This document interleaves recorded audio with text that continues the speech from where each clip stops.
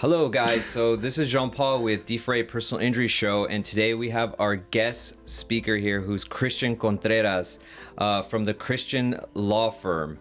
And here also with my co-host, Nicole Anderson. Hi, guys. How's it going? Awesome.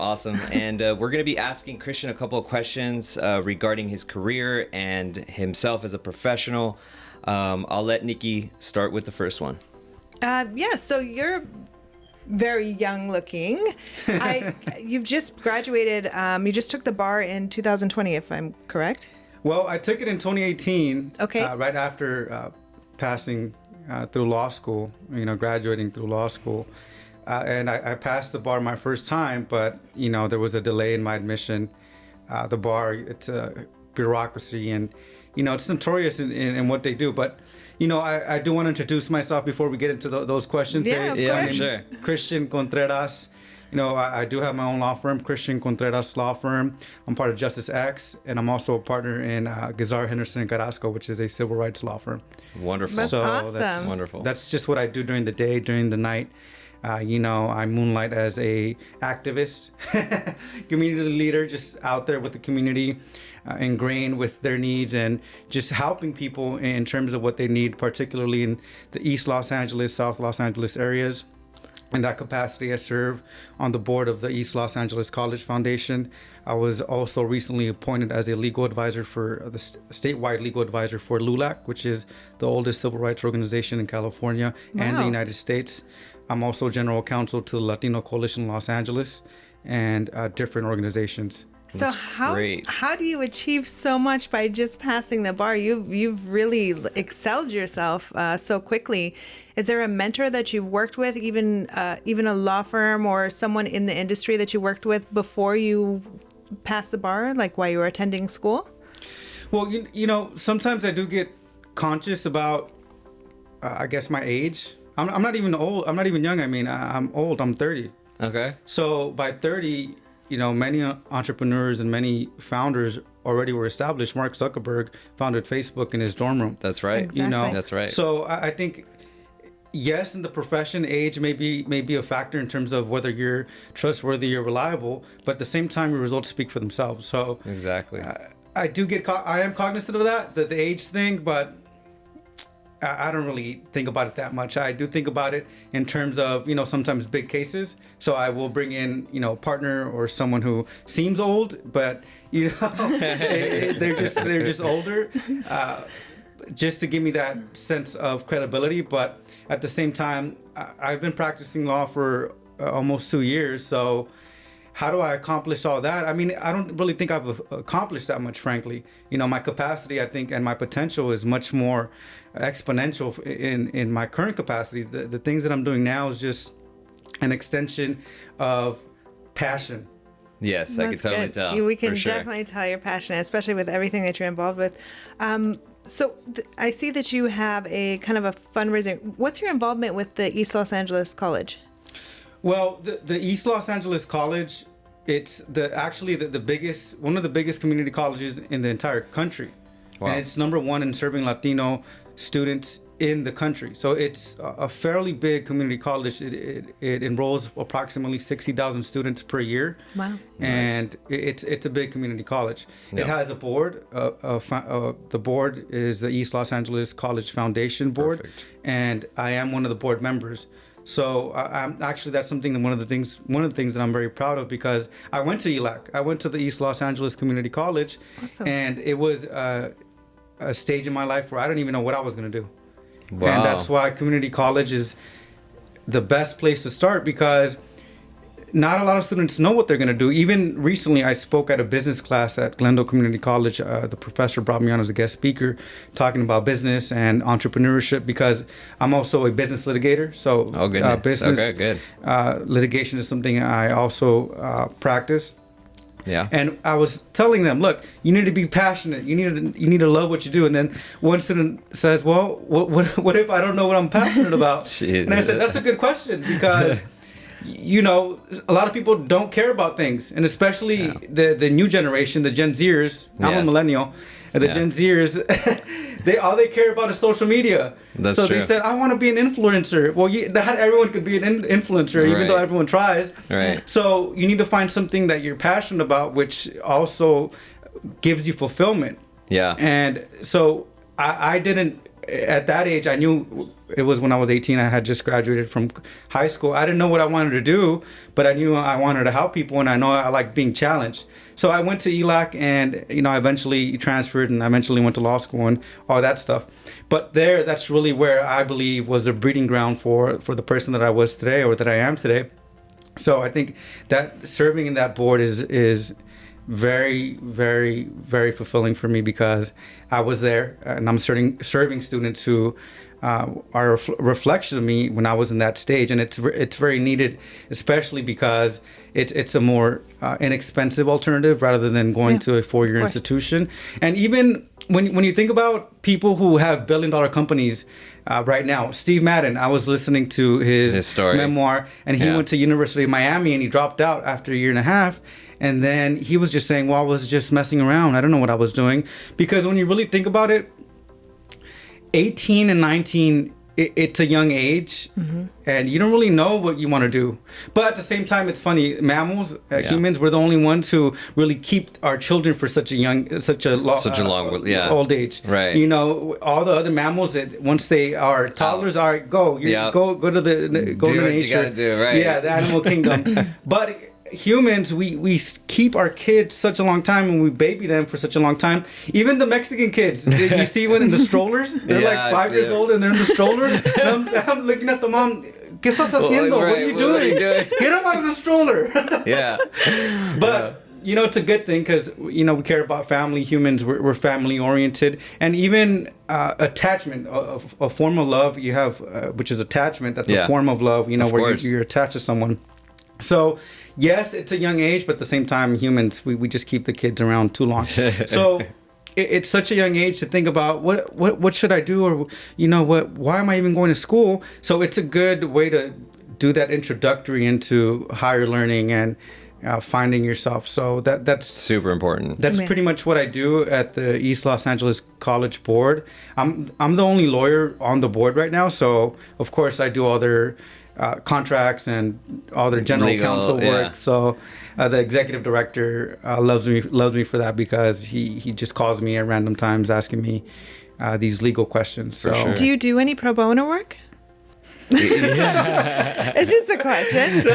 Some people do. I'm sure you have a following. I'm sure you're like a mentor to a lot of those young adults who are trying to figure out their passion and stuff like that. So right. So to answer the first question, yes, I do pro bono work, but I paused because pro bono, it's I guess it's a loaded term. Yeah. Because some people just do it to say, oh, I'm doing pro bono work. But when you really live in your community, when you really live for the people, when you do work that is, I guess, free, free in the way that you're not getting compensated, I guess it is pro bono, but at the same time, you're serving the community. You're being a community leader. So yes, I do pro bono work, but at the same time, I don't really see it as something wherein it's a bad thing. Right. Even though a lot of people don't really see it as a bad thing. But yeah, the second question, there's actually a program called Pathway to Law School, which didn't exist when I was there.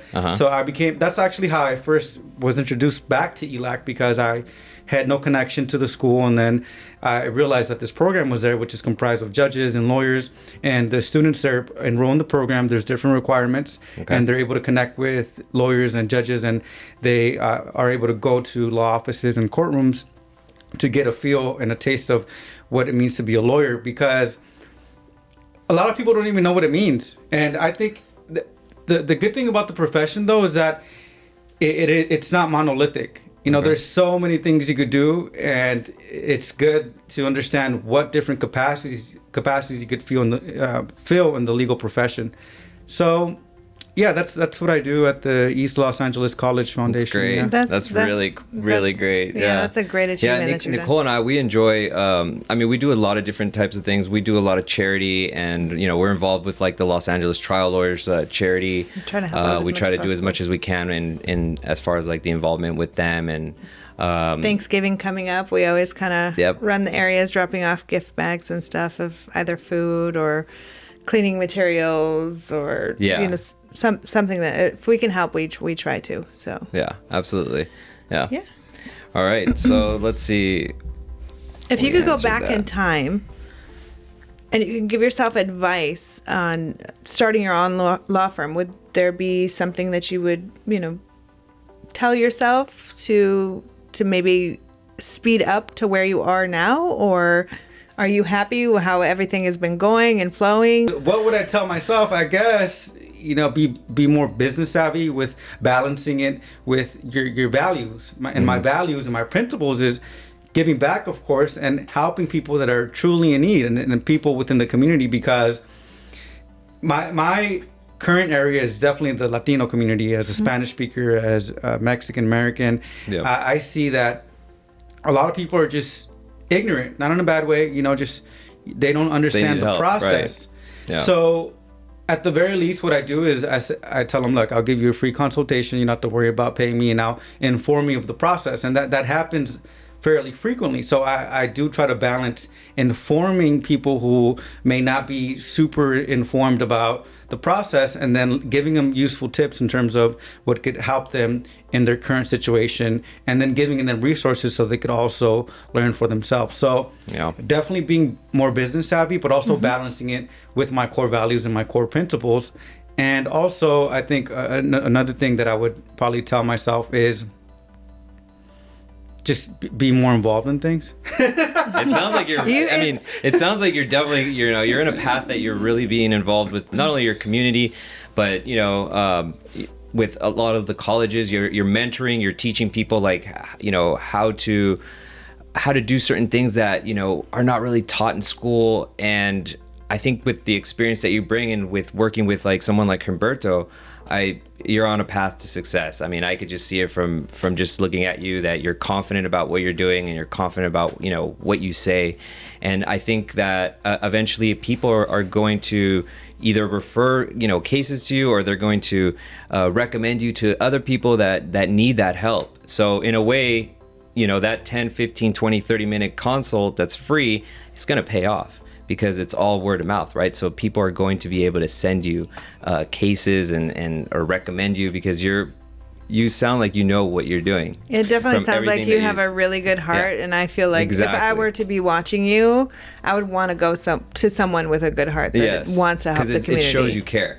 Thanks. I'm gonna tell Humberto that next time when I go into his office. Hey, JP, and they said this. I was at their show, and they said, "Look, it's gonna pay off eventually. Yeah, I should take on this case. It's gonna pay off." I do tell him that though, and he says, "No, go away." I do have to say, I have seen you on the news quite a bit, so you're out there. Is this with Justice X involvement?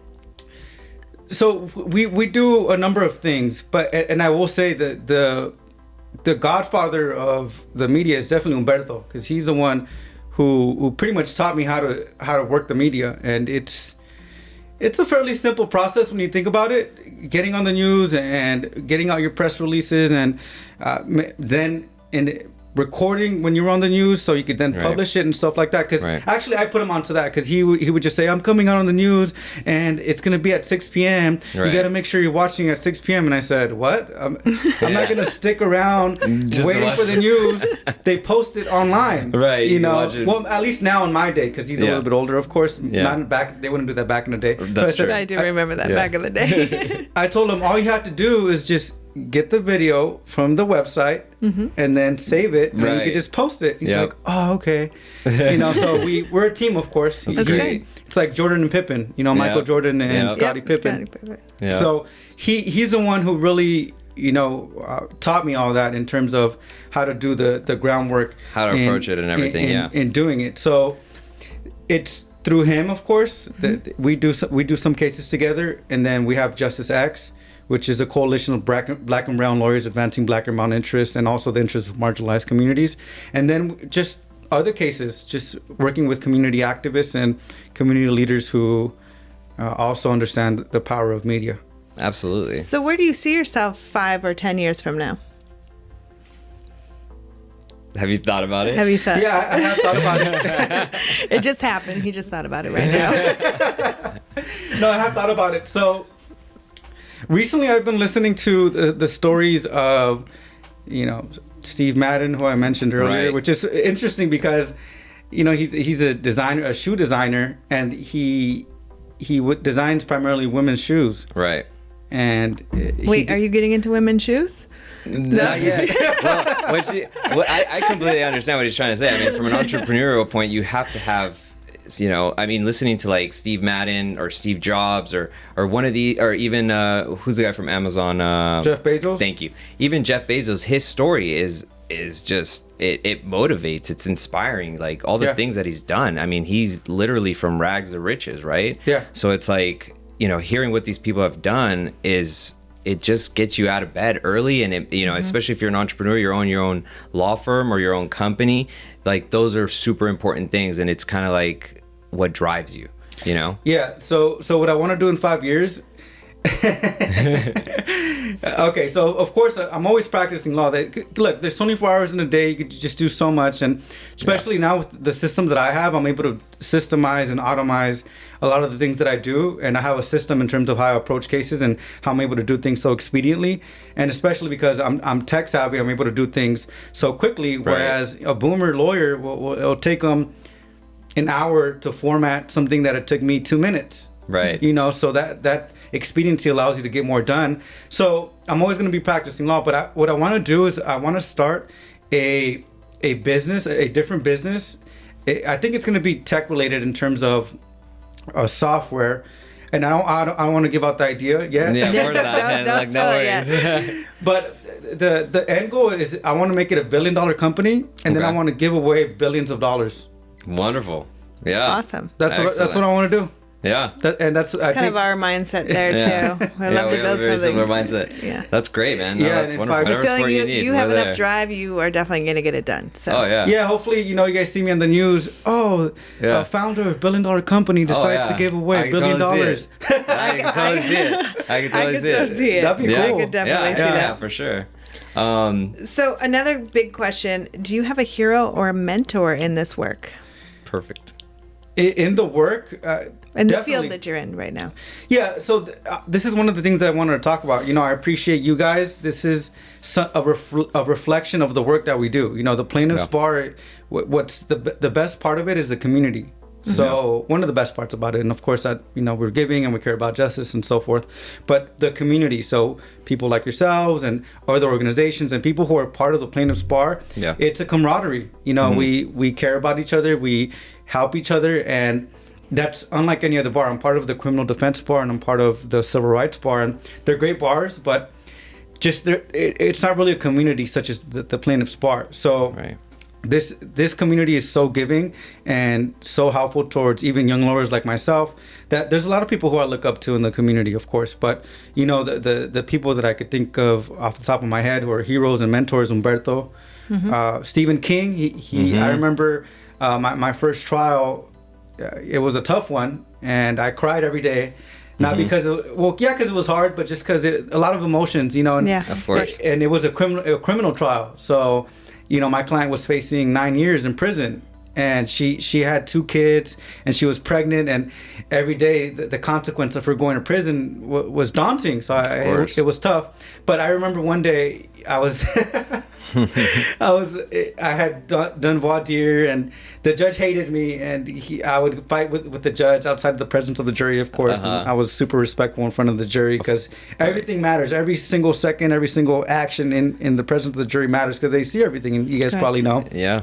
Yeah. So it was tough because the judge hated me. I was up against overzealous prosecutor, a tough jurisdiction. So I had finished voir dire, and then on the third day it was the opening, and I remember driving to court, and I said, "King, I'm doing opening. What should I do?" He's like, "What do you mean?" Like, Of course. we've been talking about the case and the trial. He said, just do what we talked about. You know what you're doing, and just go in there. But the fact that I could just call him up on my way to court and say, hey, King, what I do? And right. Give you some advice. Yeah. King anything. King does jury consulting, and he was part of Trojan Horse Method, and I know he does Jerry Spence Method now, and Trial Lawyers College and all that good stuff. So being able to call someone up like that, and I'm sure there's other lawyers who I'd be able to call in that capacity, say, hey, in this community, say, hey, I'm doing opening, like what I do. Yeah. So he's been very helpful. And Austin Dove too, who he's now getting more in the plaintiff's bar, but he's more part of the criminal defense bar, and he's also a pillar of the community. He's been very helpful in that respect as well. And he was there for the first day of trial as well, helping me. And he actually helped me with my closing. I remember being at his house the day before closing. We were up late, and I did my closing in front of him, and he said, no, actually, I didn't even finish it. He said, what are you doing? He's like, so he's like, I said, what do you mean? I'm doing my closing. He said, it's boring. And I said, like, you need to tell a story. He's like, tell a story. And I said, fine. So, we reworked it, but, I was at his house for Are you hours. good at storytelling? I would think you would have to be. Yeah, I think it sounds like you are. I mean, yeah. I don't really think so. Frankly, I don't think so. But that's the beauty of our profession. It's a practice. Yeah, it is. For sure. I'm working at it. Yeah. Every day. Well, the thing too about myself, and I guess people like myself, our standards is just ridiculously high. So I don't really never see myself as meeting my expectations. So I don't really think I'm a good storyteller. Maybe I am, maybe I'm not, but I'm definitely working at becoming better at it. Yeah, for sure. I mean, that's all it really takes. I mean, you know what? We were never very good at, at least I wasn't, with cameras and being in front of a camera.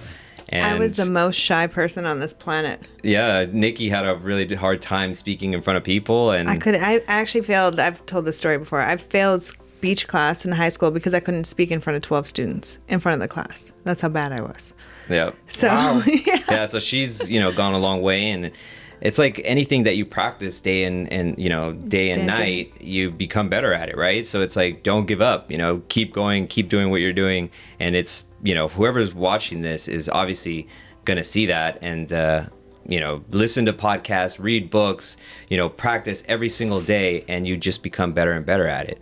And it sounds like that's what you've been doing. And, I mean, to have people like that around you to help you, identify, key points that are going to help you close your case, it's amazing. I mean, that's incredible. And that's what people should do. Look for mentors at the same time. Right. Yeah. So I think you have to find partnerships that work for you. Yeah. And that's, I think, I don't really like talking about the good things that I've done, but one of the good things that I have done is definitely being around people who are supportive and putting people around me who are willing to help me and I could learn from. So I'm grateful for those people, and I'm sure there's tons of other people who have been helping me, including a former professor too. Her name is Carol Sobel. She's a trailblazing civil rights lawyer. So who sometimes I call up too and just say, hey, I need help with this, or I need help with that. And with civil rights law, that's also a very sensitive area, because if you get to the appellate level, you have to be careful in what arguments you make, because if it gets in front of the Ninth Circuit and they're able to publish the opinion, that creates law. So if it creates bad law for your area, then it's not good for everyone. So yeah, those type of people, and the community, this community itself also is something that helps people like myself, even young lawyers like myself. But going back to your point too, growth mindset, I think that's what changes everything. And even mindset. Yeah. I think your mindset really shows and paints how you see the world. Yeah. Because if you wake up hating your life, oh gosh, you're going to be toxic. Yeah. You're going to be negative. But if you wake up as a ray of sunshine, or with, emanating good energy, then, people around you are going to pick up around it, and then you're just going to attract goodness. All right, Christian. So please share with us what inspired you to be where you're at right now, as far as, your career. What shaped you? What shaped you? Yeah. Well, this applies to everyone. Of course, our life experiences shape us. Our childhood shape us. Yeah. And our parents shape us. Everyone around us, they shape us, and we learn from people. The defining moment for me was definitely something that I didn't see coming. I don't think anyone could see this coming. And it's something that I was not shy, but just kind of embarrassed to talk about. So it all stems from when I was around 12 years old. I was living a perfectly regular life. I had a Game Boy. I had, Pokemon or whatever I was playing. Yeah, I love that game. And I didn't see my mom for a few weeks. And I was asking, I'm an only child. Okay. I'm an only child of a single mom, and I'm Mexican, so it's kind of odd to be a single child with these big families, right? So I didn't see my mom for a few weeks, and I knew something was wrong. And my mom's boyfriend at the time pulls me aside after a few weeks, and he says, "Something happened to your mom."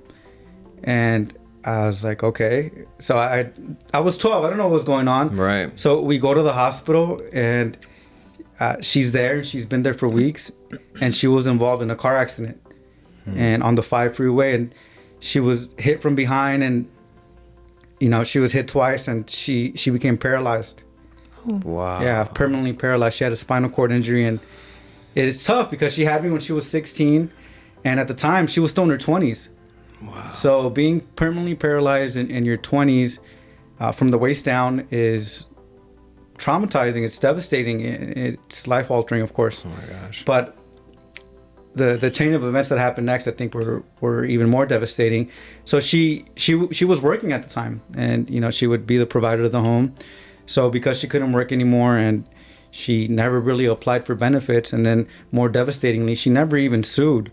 She never sued anyone for anything, no insurance company for the injury, because she was literally stranded on the freeway, and she was rear-ended twice at a high speed, a high rate of speed. Yeah. And so we had nowhere to go. So we ended up being homeless. Wow. And we were homeless in Skid Row for a year or two. And that's where, I saw the extreme need. I saw people who were at their lowest. So it was tough being there, because it feels like it's the area of the forgotten people. No one cares about anyone down there. So I set out to change that, to change the dire need for advocates, the dire need for people who represent the needs of people who are forgotten. And I didn't know how I would do it, but I knew that I needed to do it. So I don't come from a family of lawyers. I didn't know any lawyers. The first lawyer I met was Humberto when I was 18 at the gym.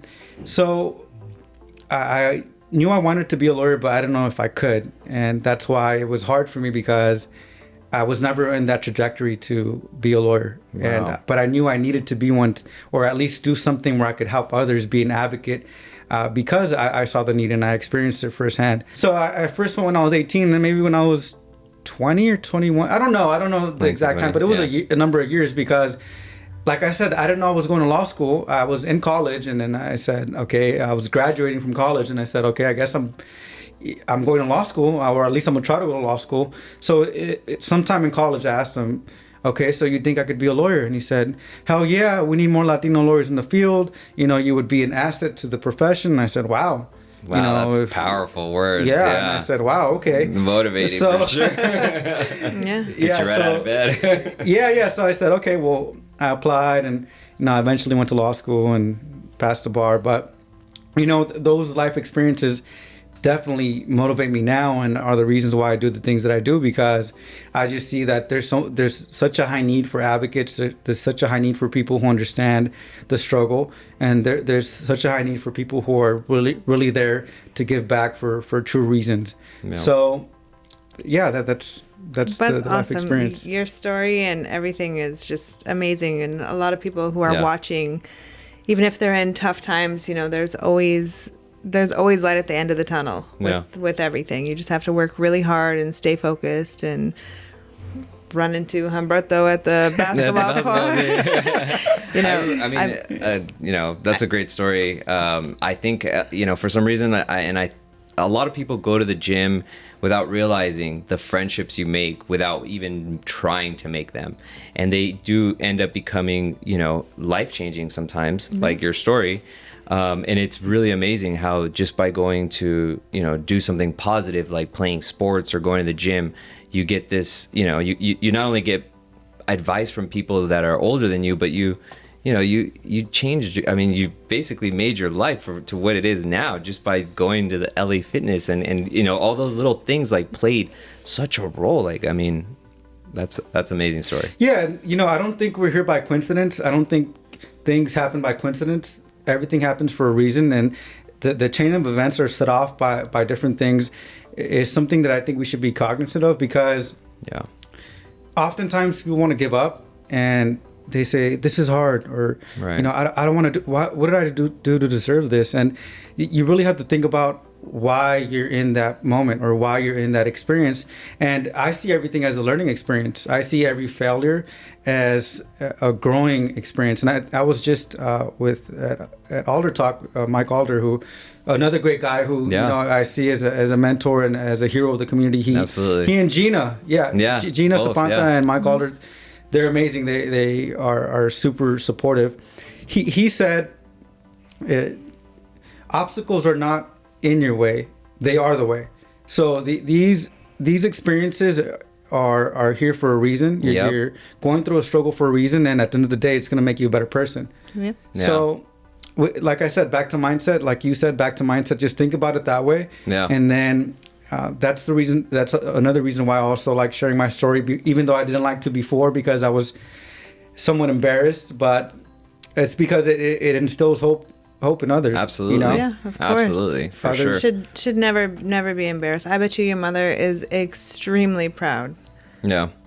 Yeah. I think so, yeah. Yeah. But she's very religious, so she I think she'd be prouder if I was more religious, but Yeah. you know. Well, You can never That's make okay. moms completely happy. We should yeah. know that. I can never make my mom completely. Mothers are never completely happy. That's all right.